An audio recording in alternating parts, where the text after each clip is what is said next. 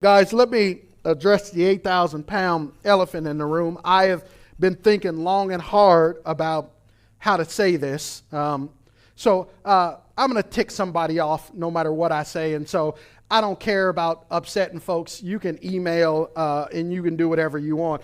My job is to tell the truth. Let me state the obvious, and then I'll state the not so obvious, and then I'll give some exhortations. So everyone has feelings one way or the other about this Charlie Kirk murder that happened earlier this week. Let me just say that political violence against any Homo sapien made in the image and the likeness of God breaks the heart of God, and it demeans murder is wrong, and political violence is wrong. This country was founded on political violence. It's in our DNA, and it's been a problem for 250 years, and it still is. We should be a society where there should be political discourse and dialogue as we put our heads together to figure out what our number one objective as Americans is: to perfect our union. What does that look like? We need to have dialogue, and we can agree to disagree, but what we can't do is vilify and criminalize and otherize people who disagree with us. There's just no place for that at all.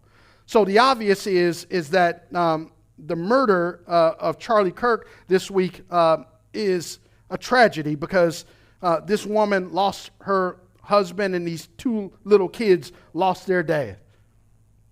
And anytime anybody's murdered, it breaks the heart of God, because we do murder to the imago Dei, the image of God that is marked and stamped in all of us. That's the reason why murder is unacceptable in any circumstance. That's the obvious. Let me state the not so obvious. And here's where I'm going to upset some folks. Let me be clear. Charlie Kirk was not a Christian martyr by any stretch of the imagination. He may have been a martyr for right-wing conservatism, that fascist radical movement on the right. He may have been a martyr for that movement, but don't call him a Christian martyr. Because if you look at his rhetoric, he was a bigoted, bombastic bully. And I don't see any of Jesus in what he's talking about. And just because somebody names the name of Jesus, and just because they're pro-life and anti-LGBTQ plus IA, don't make them a Christian. That's the not so obvious part.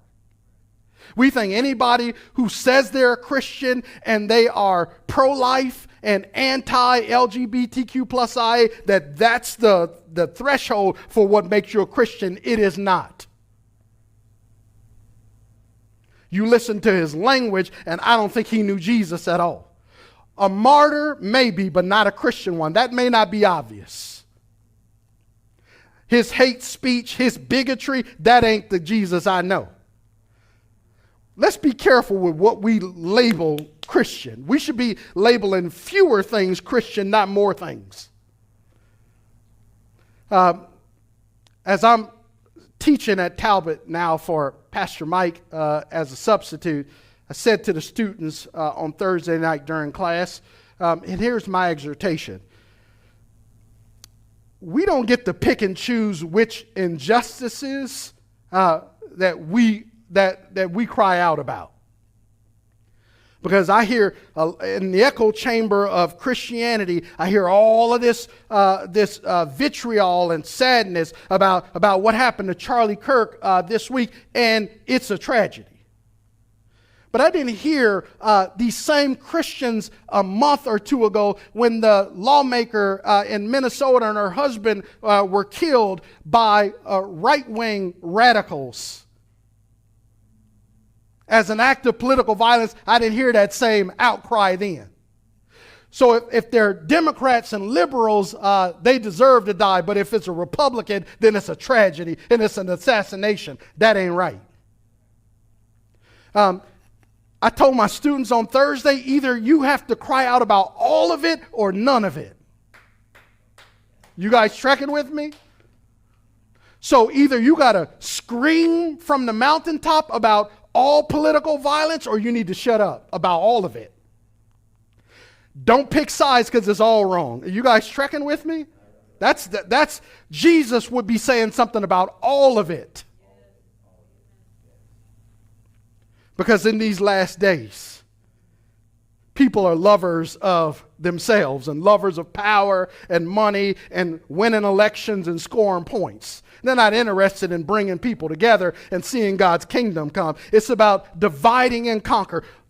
Find the people that are about dividing people, and you know that that's the enemy. That's the reason why I'm not sure Charlie Kirk knew Jesus, because the gospel is about unifying people, not dividing people.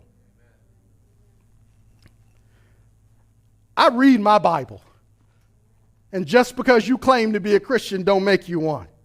Your words and your actions will be the fruit that determines what kind of tree you are. So I'm gonna get some messages that folks are mad at me and whatever, and I don't care, because I'll tell what I just told you to God. Not afraid, because I'm right.